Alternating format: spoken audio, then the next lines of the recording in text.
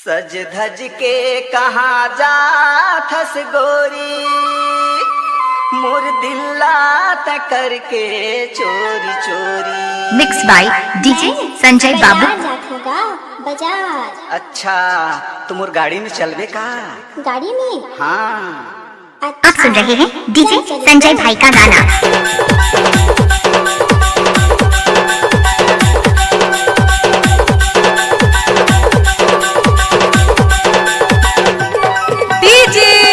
सरा के बाजार संजय बाबू, संजय बाबू, संजय बाबू। ये आ जाना रानी तोला भजिया गवाऊं रे, भजिया गवाऊं। आ जाना गोरी तोला समोसा गवाऊं रे, समोसा गवाऊं। चल चल चल सुनगरा के बाजार। चल चल। मिक्स बाय डीजे संजय बाबू।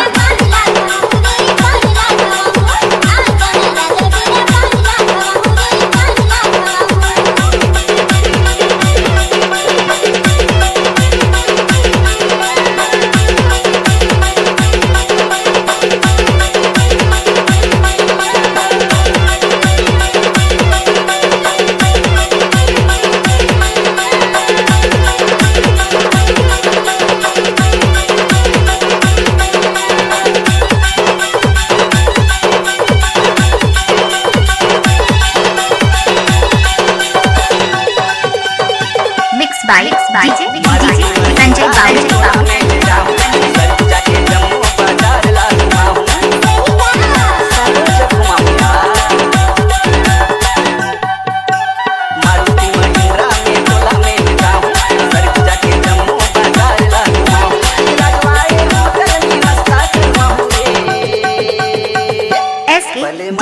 मदनपुर पंडित पाड़ा मुंडा के बाजार। ये आ जाना रानी तोला भजिया गवाऊं रे, भजिया गवाऊं। आ जाना गोरी तोला समोसा गवाऊं रे, समोसा गवाऊं।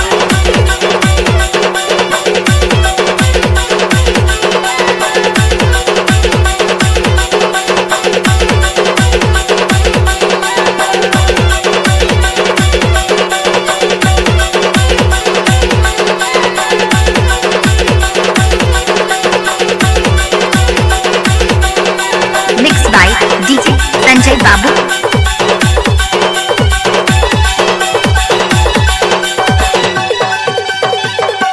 आप सुन रहे हैं डीजे संजय भाई का गाना।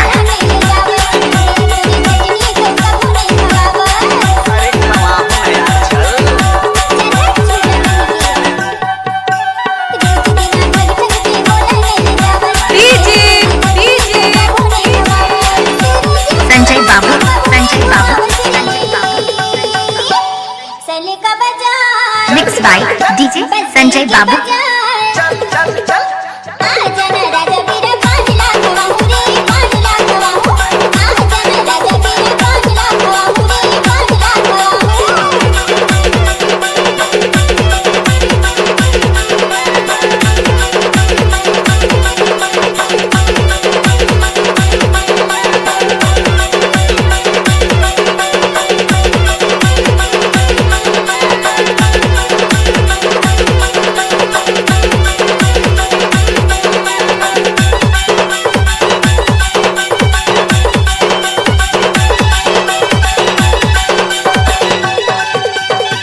बाय डीजे संजय बाबू।